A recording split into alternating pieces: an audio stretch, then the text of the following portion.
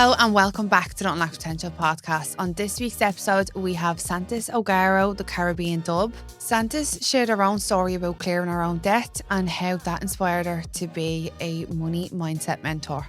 If you're enjoying this podcast, make sure to subscribe on whatever platform you're listening on. Hope you enjoy.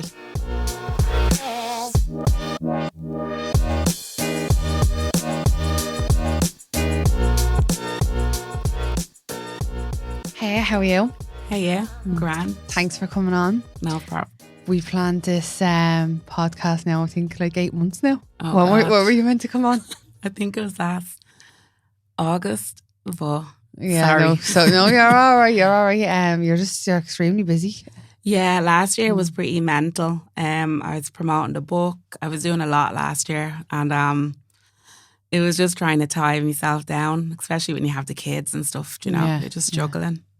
Yeah, and so you were a qualified life coach. I am indeed. Yeah. So how did you get into like money budgeting? How did you get into all of that?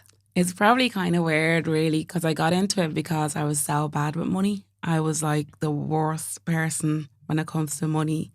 Any type of emotion, if I got like really down around, I was a spendaholic. I just run. They used to call me 5 minutes, like, because I used to work in a bookie. So if I was like feeling a little bit off, or you know somebody came in and they were like a little bit irate, I'd be like, "Oh, give me 5 minutes," and I come back with like a load of bags.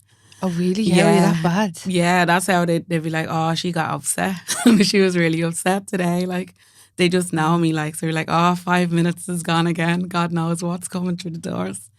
So I used to be just like that, and it wasn't a case of not having money. It was just the environment. I grew up in Donecarney, and all my friends were like that. You know, we were mad for the credit union, mad for the credit cards, just out 4 days a week, living your best life. And you know, you had to have new outfits, and it just felt like I always wanted to look the best, but just got caught up in a load of debt. And it was kind of like the lifestyle that I was keeping up, not even for anyone else, more so myself.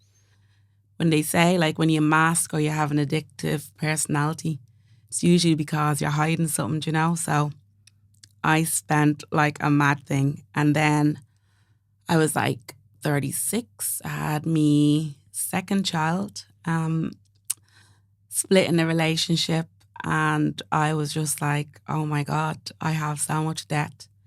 I have a mortgage, I have everything going on, and I have no money. I was on maternity leave, and I basically had a breakdown because it was just like the overwhelm. I'm somebody who is very solutions orientated. So I'd be like, oh, I don't have money, so I'll just do this, I'll just do that. Don't worry about it. I joined like an MLM and all. Like I would do anything. What's that? It's like multi-level marketing. So I was selling makeup, and then if you get someone to join, you know, one of them. But I didn't. They only ever get people who are kind of desperate. You know, like literally, I was on maternity leave, and I was just trying to find different ways of earning money. But sometimes that's not the solution. Like you could be earning money, but your spending habits are the same. So it ended like in 2018 where I had a full-blown breakdown. Just kind of felt like, oh my God, I'm failing everything. I just letting down my friends. And you know, like when people get used to you living a certain way and you're not showing up that way, you start seeing like a different side of everybody when they're like, oh, she doesn't do anything anymore, or, you know.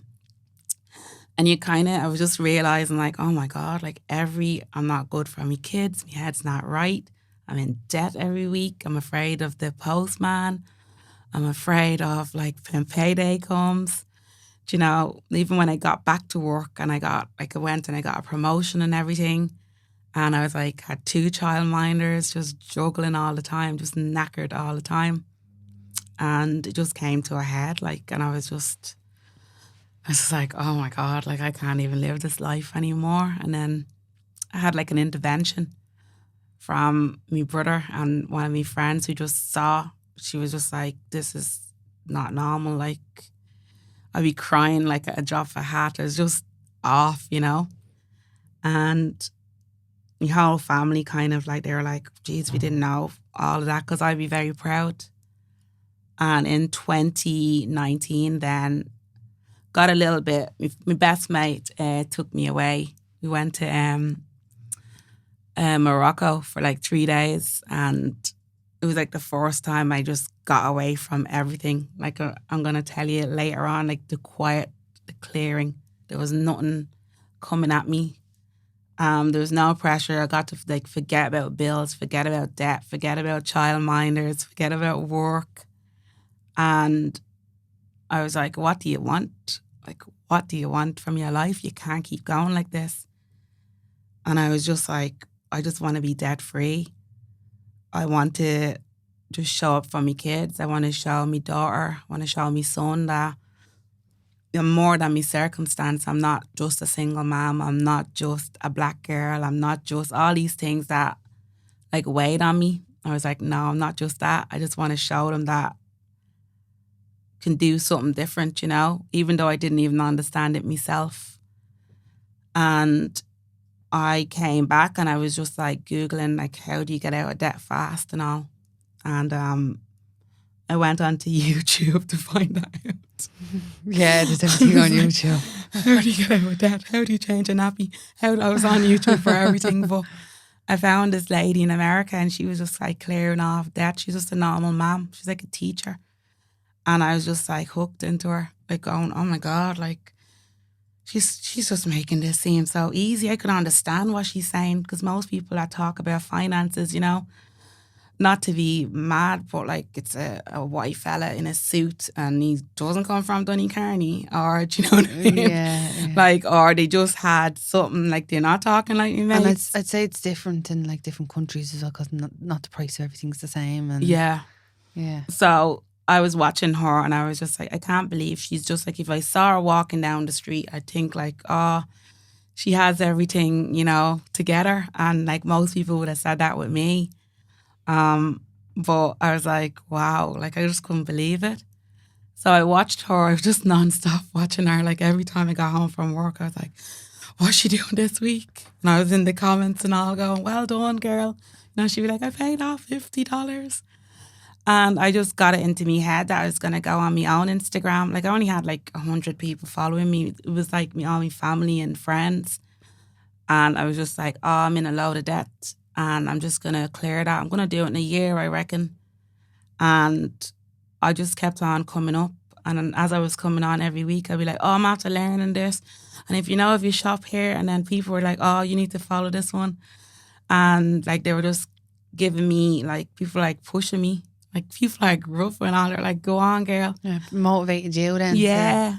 And I was just like, oh, this week I'm after saving this and I'm after putting €100 off my debt, €200, sometimes like €400. I'm after cutting back off work a little bit. I'm after losing a childminder. I don't want her anymore. I don't need her.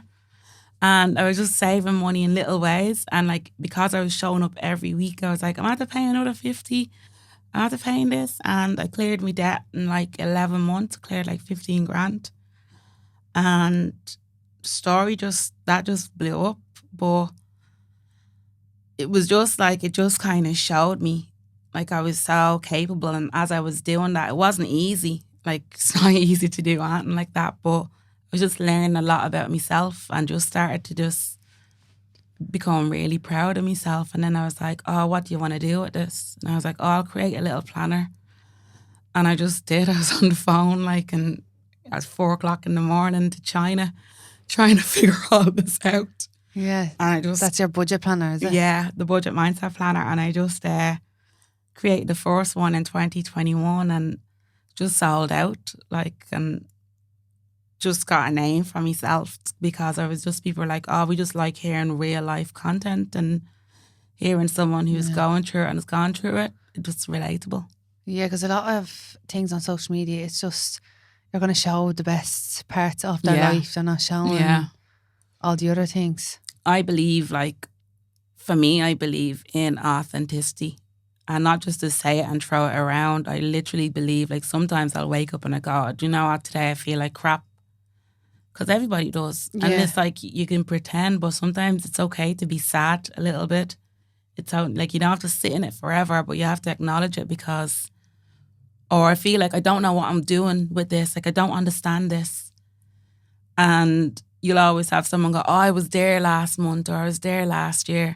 And you open up that conversation to learn, and you learn a little bit faster because you're not sitting home just trying to figure everything out. So I think showing up authentic is brilliant. And also it's a journey. Like people just like assume like, I'm gonna show people this, and then they're investing in a whole lifestyle that they're not even there. There's people renting out cars to seem like they have this amount of money and this and that. This, I don't believe in the fake it till you make it. I think that's just keeping up with the Joneses, and it's just a recipe for disaster. I'm more faith it. Maybe like I believe in certain things, like say fake it till you make it for your confidence. Yeah. Because that'll grow as you push yourself to do things. I feel like, I call that faith it. So instead of fake it, I'm like, you faith it. Like, I have faith, so much faith in myself that I'm going to show up as the best version of me until I actually feel like the best version of me. Do you know, that way I'm going to try and just push myself a little bit. But that's all part of manifesting as well. You raise your self-worth to match what you want to be. Yeah. But I don't believe in like faking it and pretending. Yeah, going into debt, driving a car that's not even yours. And it's not authentic, and it's like, what are you pushing, do you know? Yeah, just to have that picture up on social media, you with the car. Like, it's not real. Like, and your friends are looking at you going, like, we're losing this one, do you know? Yeah, and earlier on you mentioned like that you said basically, I'll work more and I'll get more money, but obviously you're still probably going to spend it, and that it's more something like, no, what would you say? Not underlining, but like something else deeper. Yeah, that's causing you to do that. And did you end up figuring out what that is? What made you? Because probably a lot of people, like I'd have probably like one or two friends that will just like shopaholics, like they have all these clothes, but then I'll be saying that they have no money, like so. Yeah, it comes back to your environment. So the first 7 years in your life, it's an indicator of how you're going to approach things, and finance and money, that's no different. So I grew up in a house where, it's actually funny. My mum was a single parent at the time, like raised me. So, and a lot of the strong women I knew, they were kind of like on that vibe as well. So she worked really hard, like, there was nothing to her. So for me, that's just normal to work hard. But also there was a lack mindset around money. So I was always like, oh, Mom, can I have that? I'd be like, no. Like, there's no excuses. No. There's no like, oh, you can't have that because this is what you need to do. And as soon as I was able to tell myself yes, I said yes to everything that I wanted. And it kind of developed a spending personality. So most people, when I see them talking about their spending habits, I can almost tell what kind of an environment they grew up in. And then also, if you're in an environment where everybody around you is doing it, that's normal. For me to turn around and say to me mates, look, I can't go. Like, I can't go to that. That was weird. I can't go to that because I can't afford it. It was hard to say that. Like, yeah, but then everybody was like, what? Like, what do you mean you can't just get a loan, or just, like, come on, like, of course you can afford it. Of course, but you can't. So I realised that, and it was almost like this level of keeping up, because I was like, I don't know if you know, like, your inner child. So I was like nurturing my inner child all the time. I was telling her, yes, of course. And then I moved to Ireland when I was 10. I'm 40 now. So I moved to Ireland when I was 10, 30 years ago. There wasn't a lot of people that looked like me. So on the back foot, I was literally trying to keep up with everything. I had the Nike Air Max, whatever it is to fit in as a teenage girl then, or as a girl. And I never stopped that. And there was a lack of self-worth in me because I didn't feel like I was good enough just turning up as myself and saying, no, I can't afford that. No, I can't do that. It was like, no, I'll show up just as good as you, as anybody. No one will, because I have this pride in me. So it's like, but it's actually a lack of confidence, because why do I need all of that just to be at the table and saying, yeah, I'm just as good as you. I'm just as good as you regardless. Do you know what I mean? I'm just as good as me, never mind anybody else. So the spending was just covering up like that. I was really unhappy and I just didn't see myself in a good light in the way I should. I worked hard. I was always proving myself to myself, really, really. And it was just underlining there's something else, like you need to heal from this, that and the other. And when I was paying off my debt, a lot of that came up. Yeah, and Like- I'd say because you're a fully qualified life coach, I'd say Yeah. did you figure all of this out on your own? Because a lot of people wouldn't know where. No, I got counselling and everything because when you... And they were able to say that in counselling to you? No, like counselling, they really like you go and visit your past traumas to heal. So there was things that were coming up and I was like, what? Do you know, like I was like, what? Oh my God. Like I can't. Do you know, I can't believe that. So yeah, that was really interesting, to be honest with you. Yeah, to learn. To learn that, but to understand that I just wasn't even spending money. And also, like the culture that we're in, you have people that are going to college for 4 or 5 years to play on that. Like they are going to make you buy stuff. There's people that are working. Yeah. Their job is to make you buy stuff and they understand like there's a whole psychology behind you All the going ads out and- and spending money. And there's a psychology of, you know, you go on buying something at a certain time of night, you know, you're feeling down. And then you have this ad coming up for something that you were talking to with your friend earlier. And suddenly it's like, oh, I'll just click that. Or you're buying into someone's lifestyle because you don't feel good in your own lifestyle. You're not even buying the dress. It's because Molly May has that and she's going out with Tommy Fury and look at them. They're a gorgeous couple. So if I buy that top, I might be able to buy into that because I don't have their life. A lot of people don't realise that. But then it's like people behind Molly May is like, we want you because your whole brand is what someone will buy into. Yeah. And you're there going, I'll just That's buy where that the top. influencers and everything else works. Yeah. And you don't realise it in the background that like somebody has a degree to do that. And you're at home thinking that you're making decisions on your own. And you're not. Like, yeah. Yeah, the power of social media now. Yeah. Power of psychology. Yeah. That's where it is. Like, it's brilliant. Like, it's so clever. But there's a whole team behind you making that decision. Yeah. So you wrote a book. Yeah, The Money Mentor. So was that all, what's the book about? Is that all about how you got out of debt? Yeah, the book was like, it talks about me early childhood. It talks about growing up in the Caribbean and, you know, me looking. Where are you from originally? I'm from the Caribbean island of Montserrat. It's like the Emerald Isle of the Caribbean. So it's like really big Irish connection over there. And it looks at me early childhood and then it looks at how that developed into me being a spender.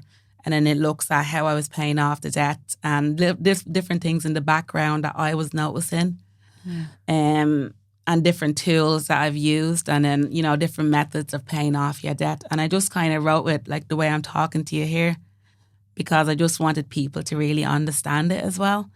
To like, you know, to go, oh, what's this? Like, you know, to literally read it and enjoy the story, but then walk away and just ask yourself questions. Yeah, I feel like sometimes you read something and if it's a bit like complicated or the wording, like if you can't take it in.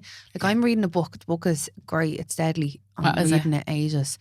I'm reading this last year because I think I'm after finding out that I more than likely have ADD, not ADHD. Okay. So it takes me like some of the pages that I do read, I have to read it like 4 times and I'm still struggling to get it. Yeah. So, but it's really good. And like some like the way she goes into detail about how the brain works, dive deeper.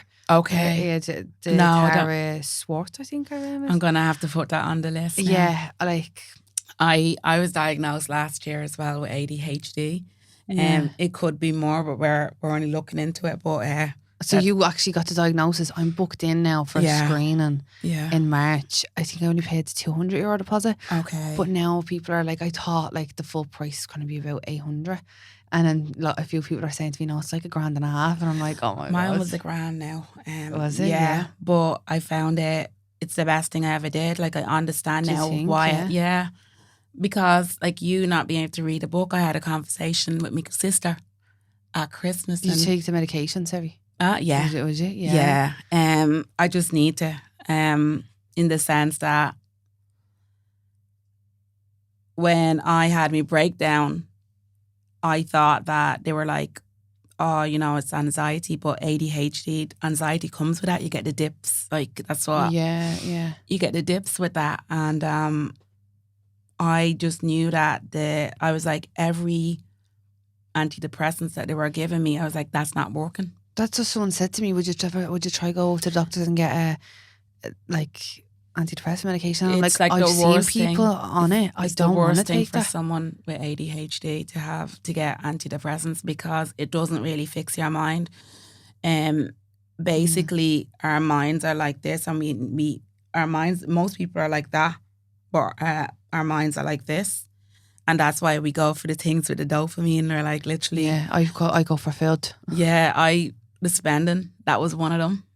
Cause I get the dopamine kick when I'm after spending. But that's why it's so important to understand the clearing. So if you can't read a book, that means that you probably just have to clear out a few things and prioritize a little bit more. It helps the ADHD. Yeah. Because the likelihood is you're going to always want to take on things. So I'm very conscious now, even going into 2024, after finding out all that I'm like, you have to do a clear out or something. I have to clear everything, clear my mind, clear digitally, clear physically, clear my diet, watch everything as much, because the likelihood is I'm going to take on so much, because that's just the way my mind works. I think I can do everything.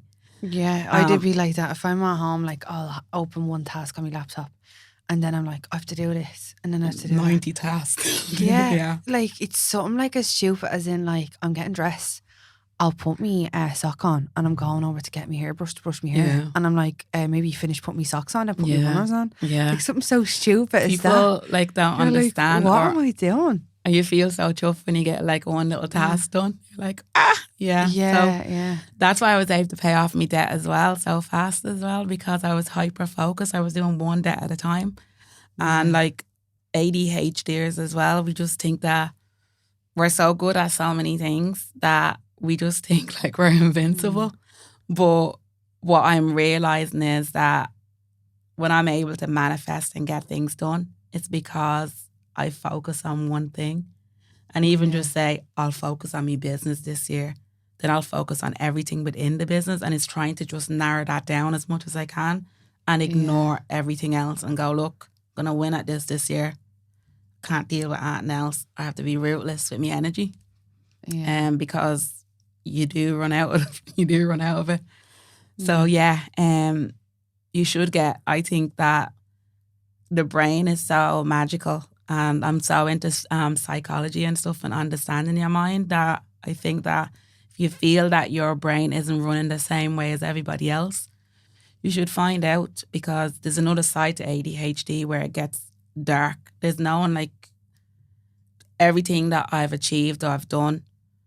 People are like, you have imposter syndrome, but it's almost like a classic case of ADHD because you're running to the next thing all the time. That's, you don't get it's a never chance. good enough. Like. Yeah, but you don't get a chance as well to even stop and go, I did that. I'm in the middle of writing a book. I wrote the book and then I'm like, okay, I'm going to promote that and I'm going to do this, I'm going to do that. Yeah. And it's like, don't get a chance to sit down and be like, oh, this is everything that I've done. Yeah, I wrote a whole book. I got a published book. There's not a lot of people in the world that gets that. People are out there still their whole life trying to do that. And not because like maybe I'm in a circle of people that have done that doesn't mean that it's not a huge thing. And sometimes you have to stop and just go, I did that. And it also means that you can close a chapter on that one and see what else I want, you know? Yeah, you hear like, I had another guest on the podcast, Jen Healy.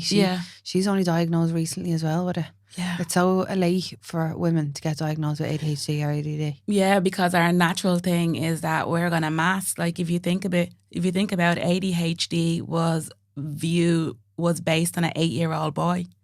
So girls, what we told to do, you wear dresses and you show up and you be nice, and if you do anything else, you're a tomboy. I was a tomboy my whole life. Even when I look at books that I've read I remember I found one of my first books that I've ever read as a child, and it was like What Katie Did. And in the book, the girl was like a Tom girl. She's getting off the stuff. And I was like that with my brothers. I was the oldest. I was the eldest. And I was like, yeah, I love her. Huckleberry Finn. It was all those kind of books where kids were running off and just wild. And I remember my uncle saw me. He was like, get down that tree. Like, what are you doing? You're messing up your dress. And it was always that. Like that reinforced it. And you go, oh, I can't be like that. I have to be like a good girl and sit still and be. So we're masking so much. And what they say is when you have a late diagnosis, especially me, is something happens in your life where it literally all the things that you've been doing to mask it, where you didn't even realize, you're like, I'm just going to show up normal here today. Something happens, which was when I had me breakdown, whereas like everything just falls apart. And it's like you're scrambling going, I have kids now. I can't get that wall back up. And that was why I just knew that I was off. And when I went in and, first it was a psychotherapist I saw, and he said, he goes, ADHDers, like he was like, if you think of like in like the primal times, you had the nurturers there, you had like, people that, gather in the woods, and then you have the ADHDers that were like, do you want fish? I'm going to dive off that cliff now and get it. We were like the warriors, and that was okay, but the world is just built up around us now that we don't get that freedom to go, oh yeah, I just want it, I'll get it. Whereas everybody's second guessing. We're like, yeah, we'll go and get that. Once we get it, we're like, we're gone. And like it's deeper than this, obviously, but like I could go and do like a live show and I'd be grand, and then after I'll go home and then it's like I just feel like just low. Like there's an energy drain. I can't be around people. I need to be on my own. Like, and I can't see somebody for like 2 days after that. And I'm like, what is wrong? Like I'm after going on the biggest show in Ireland, that way? Like, this is your vision board, it's your dreams. And it's like, no, what's wrong? This is something wrong. And now I understand that sometimes the emotional regulation is not there. Yeah, I was listening to a podcast and it was like someone saying, because that's what I didn't know. I was like, even if I find out if I have it, do I even want to take it? Because I've heard so many different mixed feelings about it that you turn into like an introvert and you are partly like for me, I'm an introverted extrovert. So sometimes I can be here with you. That's grand. Or then if someone's talking, you're not even listening to what they're saying. I'm going 2,000 miles an hour. One word they said have me. I'm like, you said Africa. I'm literally like, wonder what did they do? I'm like literally, I'm on another continent. Like, and then like, I'm like, yeah. Or like if you're talking about a story and you're taking too long, I'm like, I'm done. Watching a film, I'm like, oh, he did it. Next. Yeah. When you're saying that now, I'm like, yeah. Or like I'm watching a YouTube video and I'm in the comments. I'm not even like, I'm like, what are you saying about this?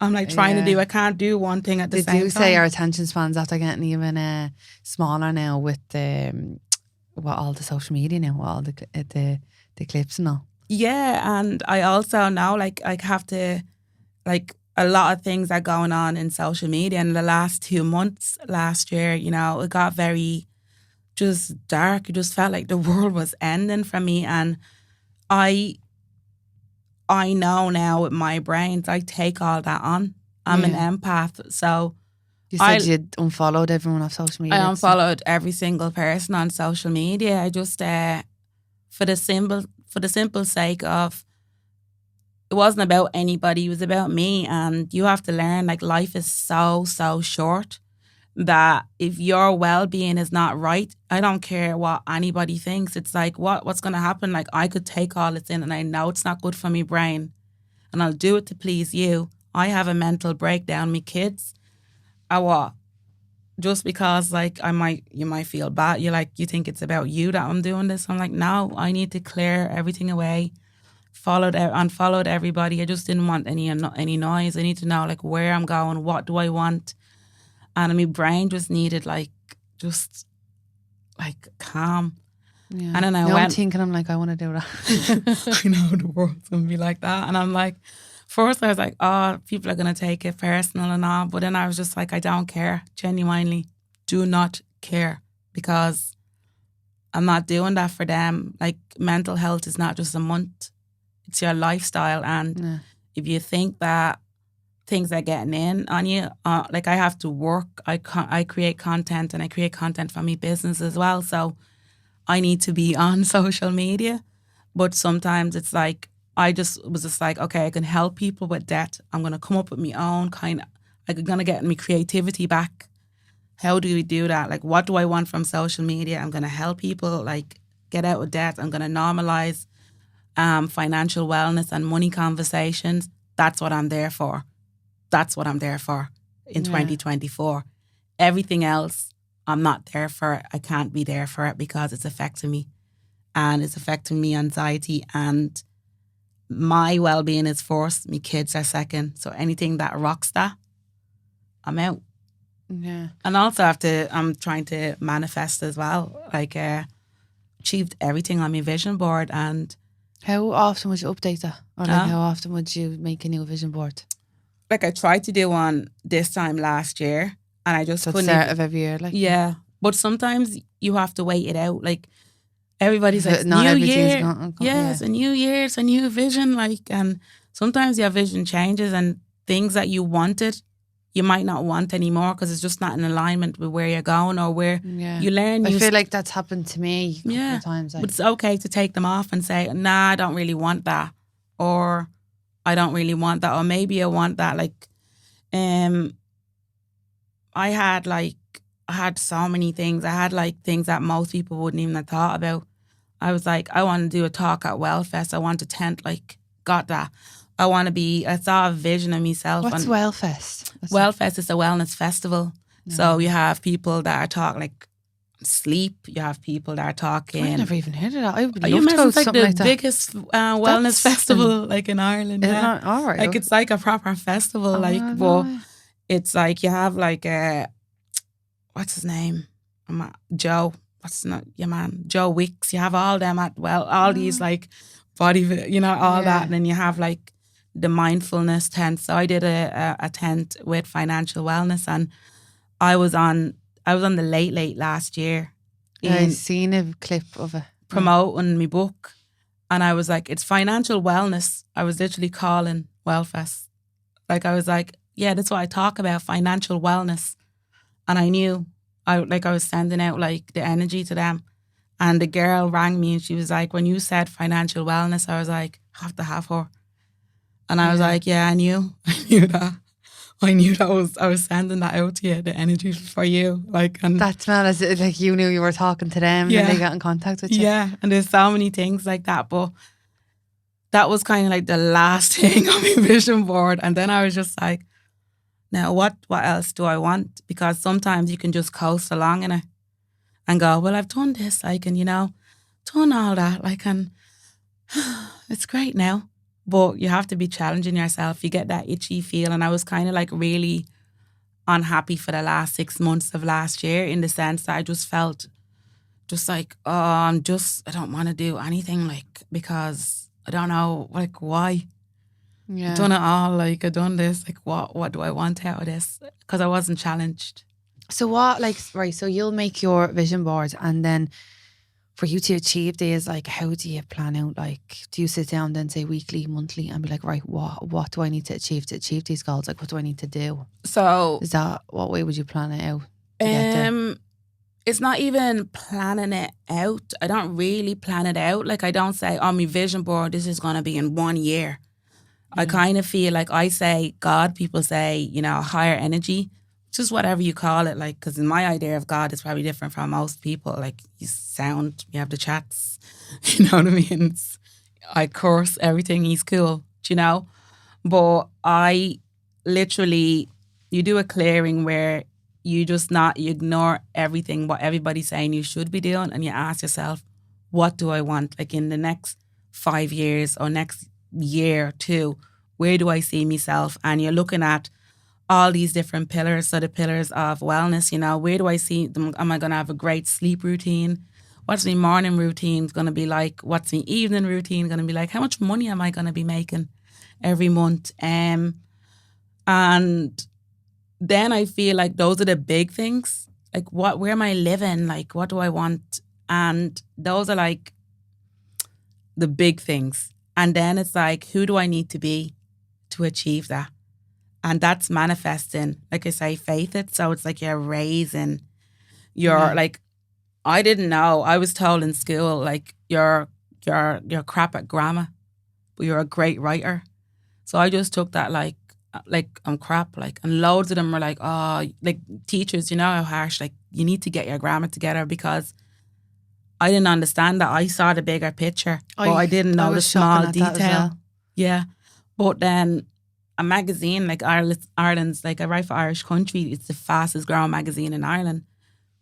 Writing for the last 3 years there. I can't write. Like, do you know what I mean? Yeah. And it's just like going, well, no, I'm a writer. This is what I want to do. And I had them on my vision board. This is what I want to do. I want to write for them. And I wrote, I was sending out emails all the time. And then one day they were to them, like. Yeah. And I was like, I'll just write a free. I sent out for a few of them. There was a few of them that I really wanted. And like a few of them have gotten back to me after the fact now. But it was like, I want to write for you. Just let me write one column. It's just also being fearless, understanding that You have to get a load of no's to get a yeah. And I feel like that's a big thing that everyone likes. Especially women. We don't like hearing it, especially ADHDers, because we have rejection sensitivity. We think, like, if someone says no, you take it personal. So that I had to get over myself. But I was very lucky that I was in debt and I was just fighting to get out of it. So I was in that mode. So sometimes being that busy, I don't know how many people have said no. I'd say hundreds. I'd say I don't even care anymore. It doesn't matter. I'm just like, it's all good, because when you're focused on your intention, it doesn't matter what. It's like you're saying no now. I kind of take it like that. Oh, you do? You're Yeah, you'll no be back. You'll be back. Oh, I'll be back. And not taking it personal, because there's people that would come to me this year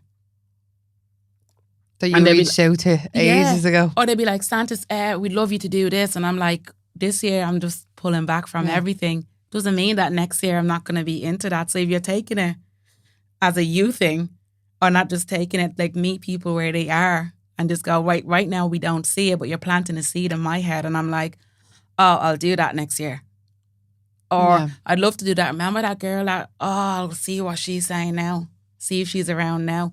And it could be just something like that. And I planted so many seeds in people's head that they can't help but going, financial wealth. Santis. Yeah. Oh, remember her? Yeah. Like, and then you show up, like I said, I don't show up faking it. I show up myself. And that's like so unusual. Like, if I'm going like, do you know, I'm trying to figure that out.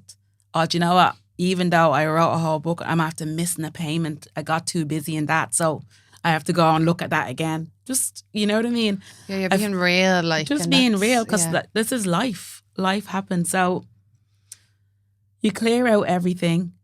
You make a plan. You raise your levels of vibrations, and you operate from high vibrations. So the low vibes is, I'm looking at you, Demi, and I'm like, I want to have a podcast. Oh, how'd she get a podcast? How'd she do that? Like, how'd she get that opportunities? And people that do that, they're usually ones that they're in a victim mindset where they're like, you only got that because. Yeah. And it's like, but you can get that, but you're too busy looking at what she's doing, coming up with solutions to how she did it, instead of getting off your arse and doing it yourself. You know, or even trying to do it, even trying to fail, even trying to get rejection. People are so afraid of that. So you have to just raise your vibration. So I'm high vibrations most of the times. If I get low, it's usually like a little bit of insecurity, or feel a little bit powerless because things aren't happening exactly the way I'd like them to. But I always think, like, now when I'm in the right frame of mind, I know like a rejection is just, it's put me in a better part, like, you know, because it's basically a learning curve. Yeah. Because there's so many things that I've tried and people are like, no, we don't want you for that, or we don't need you for that. And then it's like, because something's coming in because we need you for that.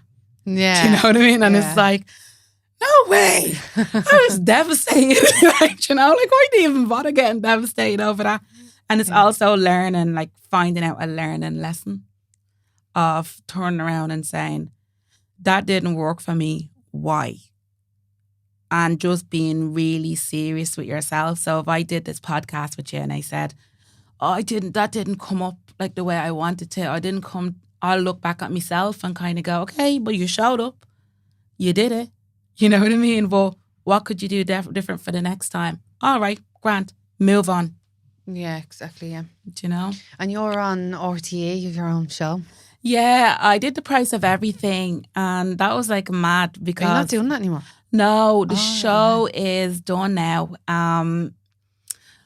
But look, you never know there's always things in the background that you're talking back and forth, you honestly, but this year I really want to pull back from the media just a bit. Look, you might see me on BBC next week. But look, no. You know what I mean? Yeah, that's how things go. But ideally, I'd like to just pull back for a little bit and just work on my business, the Budget Mindset Club. That's where I see my energy going into. And I need to step back in order to make that the best it can be. A lot of people are afraid of that because something that you might validate me for, if it's not part of my vision, then I'm not going to see the same validation in it that most people will, because people are based on what they'd like, and I'm based on where I am, what have I achieved, and where I'm going. Like, so it might not be like a lot of people like, we saw you on TV, you saw you the other day, and it's like, yeah. I just do that now. But that used to be a huge thing for me. And it's like, it's not that I'm not ungrateful. It's not that I'm ungrateful. It's just that I'm like, if you just stay stuck in that level, it's like, no, I need to peel back and go, well, what do you want? What's going to make you go, you're doing it now, Santis? You know? And when you said the Budget Club. The Budget Mindset Club? Yeah. Yeah. So is that like a thing you do every week with like a group of people, is it? Yeah, I do coaching with that. I do workshops, and I do a lot of corporate workshops because I find that a lot of businesses, like, they get people in to talk about investments and stuff, and people don't even know how to pay their light bill. And it's like there's somebody that's missed out on all of that. They don't know the normal, like, running your household and stuff. Yeah. So you're coming in and you're telling me about a pension, but I'm literally going, I'm dead up to my eyeballs here, and no one is talking about this. And financial wellness is making people feel good in themselves around money. So the Budget Mindset Club, I could have called it the Money Mindset, or what I wanted to call it, the budget mindset, because I'm really huge on social inclusion, and there's a demographic of people that I know from how I've grown up, I never want to leave them out ever, where they don't know conversations. All they know about money is a credit union loan. And I just feel like I'm looking at them going, come on, let's start a budget. Let's reset your mindset around money and the way you think. Let's understand, maybe it's your inner child talking. Maybe it's a lack of security that's happening there that you feel like you need that. Maybe you just feel really low on yourself and you're addicted to that instant gratification that you get from a spend, or you get when you get a loan because you feel important. Someone's like, yeah, you can get that. You deserve that. Yeah. And it's just resetting your mind and reframing the way you look at money. And that's what the budget mindset is. And then after that, you can talk about investment, building wealth, because now you have a different angle of your money and your self-worth with that money, do you know? Yeah. So that's where I look at, and that's where I really want to be pushing, and that's going to take a lot of time to really build it to where I want to. So that's where the energy is at right now. And you have a podcast as well. Yeah, I have a podcast, but what I really, this year, the Budget Mindset Club podcast, that's going to be the big thing. All right, so you're going to change the name or have another podcast? I'm having another podcast. So because you have Santis O'Garro, which is just myself, and I talk about just normal day-to-day life, but then you have... So that's the Yellow Door podcast. Yeah, behind the Yellow Door, where it's just, we talk just real. It's like literally... If you're a business, I don't want to talk to you, Demi, as somebody who's running the business. I want to talk to Demi as the woman. No. Like, what makes you every morning? Like, what are your insecurities? Because it just empowers other people that might be looking up to you. And then the Budget Mindset Club is just facts and facts and facts about budgeting, about money, about tips and tricks to just help people on their financial journey. So it's just separating the brands as well. That's a lot of... I know. That's it. So you see what I mean? I have enough to be thinking of, like, than to be doing anything else right now. On 2024, those are what I want to be building. Have you recorded any episodes for that podcast yet? The Budget Minds, I've recorded like 2, but I have to get a little backlog because... Do you have a release date or anything like that? February. Mid-February. So have a look for that. But I'll be pushing it big time, like, as well. But yeah. Yeah, unreal. That's me. I feel like that's my purpose, and that's where when I need to be realigning, like, everything that I do is to open up the conversation about money, and I just have to. Sometimes I have to build a conversation so I can talk about it as well. So I've seen you do like frugal recipes. Is that what they're called? Yeah, I do frugal recipes. That's just like. So what is that for anyone who hasn't seen it? So frugal recipes is basically you're cooking on a budget, but what I really love, like where I live, I looked around and all I saw was curry shops, chippers, and they're popping up just madness, like madness. And the sadness is you don't see those in the posh areas popping up the way they're doing, like in working class areas, and we're all like going out going, yeah, spice bag, we're loving this. And there's a conversation that a lot of people aren't having where it's more expensive. You're trapped in that social economic construct where you're at because you think nothing of spending €60 a week on a curry, whereas somebody else in Malahide, they're already so ahead of you, they're like €60 investment. Yeah. And they don't mind cooking from scratch, and they're healthier because they're cooking from scratch. I'm not saying Malahide, it's just like, I'm from Donecarney, and you know what I mean? But you don't see a load of curry shops in Clontarf. You don't see a load of curry shops like in the more privileged areas, but you see them in Coolock. There's a load of curry, you know what I mean? You see them in areas that are classed as deprived. And I did the frugal recipe because I just want people to see that you can save money. It's not just to save money for the sake of saving money. It's healthy eating, and there's no points like you know, having a lack mindset and, you know, scribble away everything and then you're unhealthy. Yeah. Do you know what I mean? And you can't enjoy just it then. Off bread or whatever. Yeah, so it's kind of just showing people like, look, cook from scratch even 3 times a week, have a meal plan, and look at what money you're saving and think of something else. Maybe you could be paying extra off that credit union loan, and then that credit union loan becomes credit union savings. Then that becomes investments, you know, and it starts with something like that. So the frugal mindset, like the frugality isn't penny pinching or just being mean. It's about living within your means, but actually looking at what it is to live within your means. Cooking healthy, cooking from scratch, having a colourful plate. Load of veg. Yeah, not being afraid of, and not caring what people think. If you can only afford yellow stickers, like, there's nothing wrong with that. Like, it's just like your mindset and what's sold to you. Yeah. Do you know what I mean? Like, go home and just cook that chicken fillet the same way. Then you have, I seen a cash envelope system video that you done. Yeah, the cash envelope system is really good for somebody who struggles with impulse spending, who's an emotional spender. It means that it's almost like a little bit of manifesting and putting your vision board, if you think about it. So you have your cash envelope and you say you're a parent and you go, do you know, oh, you're going on holidays, and you say, going on holidays, I get paid, you know, weekly. So how much do I need for this holiday? I don't want to get a loan this year.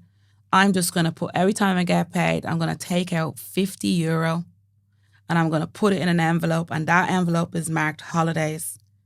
And I'm not touching that for anything else but my holidays. There's a sense of long-term gratification because you're physically touching money, which everybody's going away from. So we don't have that connection with our money anymore, sadly. And we've never spent more on crap that we don't need. So easy now to just tap your phone. So easy. You're just like tapping and you don't even like, tell me what €50 looks like on your phone. and tell me what €50 look like in your hand. But if you're building that up and every week you have €50, €50, it's €100, you get that sense of pride and dignity and self-worth in yourself. And you also get like a little bit of confidence around money as well. So you're physically counting. Man, you could even put it in your Revolut or after, if you don't want to keep that much cash. But it's like, I saved €500, counting that out. I did that every single week, and I have an envelope. And what most people don't realize is it's very hard when you literally say that envelope is for a holiday. Once you get into it like for 2 weeks, and someone's like, oh, do you want to go on a session or do you want to go out? It's like, I can't take that €50 out because, I'll have to look for that money elsewhere because that's me holiday envelope. There's something happens in your mind where it's like, oh no, that's for that. Like I already did that. And if you did that with everything, especially if you're starting and you don't have a clue of budgeting, it's a really nice way of doing that. I'll spend €50 on my food shop. You can't, if you have €50 and that's going to cover you for food, you can't be getting a curry every night. Do you know what I mean? Because you're looking at other ways going, I only have €50 in there. Yeah. I have a friend, she's so good at saving. It's probably our environment as well. But being good at saving as well doesn't mean that you're good with money.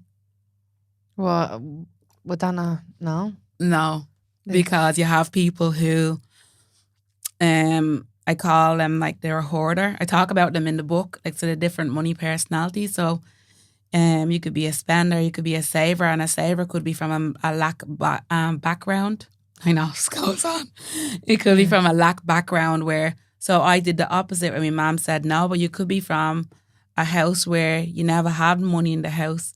So you see hoarding money or saving money as an insecure, is a sense of security. So it's like, I never want to be that person where I remember when my mom and dad, they never had that and they were fighting over money all the time. So I'll just keep that money all the time building up because I just feel like that'll separate me from that. But you should be enjoying your money as well. There's a balance in things. You shouldn't just be saving for the sake of saving. If you're saving for something, that's okay. But some people and that's what people look at frugality as. They just save for the sake of saving. And if you're not saving for something, then what's the point? What life's for living as well. Yeah. Do you know?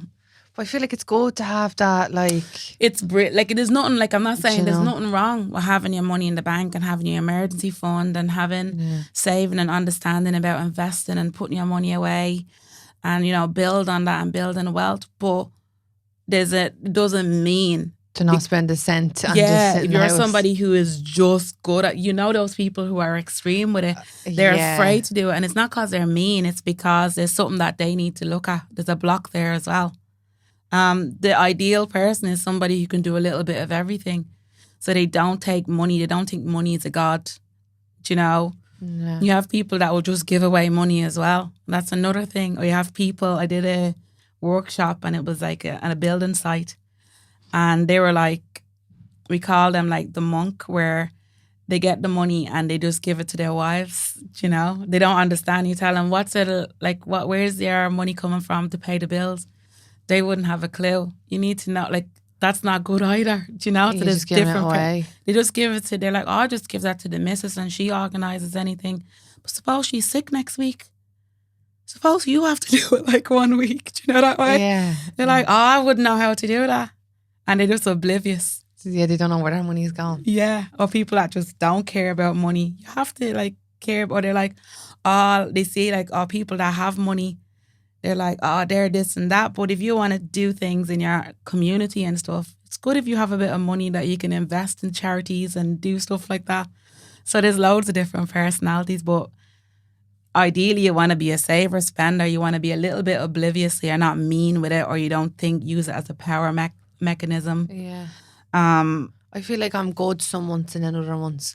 Sometimes I look at my bank and I'm like, the amount of times I go into a garage just to buy a bottle of water and protein bar and stuff, and it all adds up. You're like, oh my God, how much did I spend just dropping and the into garages the garage? know that. That's another psychology. They know you're buying a packet of crisps and it's €3 in there. Do you know what I mean? Yeah, like that's literally most of my personal spendings is going into that garage. Yeah. Like, stay away. Like, I swear to God, Circle K love me. Like, You love a lot of people. yeah. Like, that's the way the coffee, garages protein bar, bottle of water and all. That's the way they like, make their money though, most of them. Like, yeah. that's a little shop. Yeah, and you'd be only thinking, oh, it's only a couple of euro or whatever. But then it's when you look at your week, you're like, I just spent €100 stuffing into the garbage every day. It's mindless spending though, but that's why I do no spend days, where it's days where you pull back and you say, today I'm not spending money. And how many days a week would you do that? I aim for, when I'm doing a reset like I'm doing now, I aim for like 20 a month, because I don't want to be influenced in any way. So I don't want financial anything to influence how I'm trying to think. So when you say no spend, like no spend for your business, no spend personally, no spend at all? So for me, business, that's different, because there's things that you cannot avoid. You know what I mean? There's things that can come up, or no, not today. I'm going for, like, you know what I mean? I might be going to post something and I need to buy new stamps or whatever, but I even try and minimize that. It's like, it's not that I'm not spending. I might go, oh, I'll just buy enough for the month, or I'll just forecast that, because it helps your cash flow then as well. But on a personal level, it was kind of like I was doing this thing. I'm so busy, so when I have the kids or I'm doing something with the kids, it'd be all about money, and I'm just not even getting to know them. And I'm like, no, the habits that I want to build up in me kids is us going hiking, and then hear the little voices and what they're talking about and what's going on in their world, you know? And it means that I'm just more centered and with them, but I'm not just going, I'm going to go to Funky Monkeys, and while he's playing, I'm going to be here in the laptop working away. Yeah. And it's not really... You're not actually even spending time with them. Not really spending time with them. So when I'm doing a no spend day, it's kind of a day that I get to reset with me finances, but also with me life. And when I don't have a lot of them going, if I don't have even 10 of them going a month, I do feel like everything does be off a little bit. Like, it's really weird. You don't realize how money,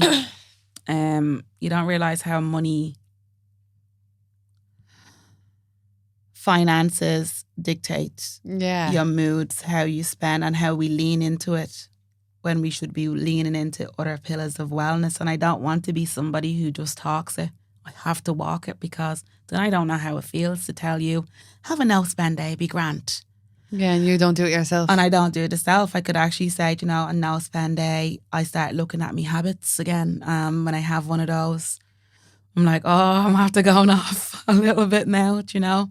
I'm looking at tracking me spending. What are you spending money on? So yeah. So what's your goals now for the new year? My goals is to do less, but just be really focused on the less that I'm doing.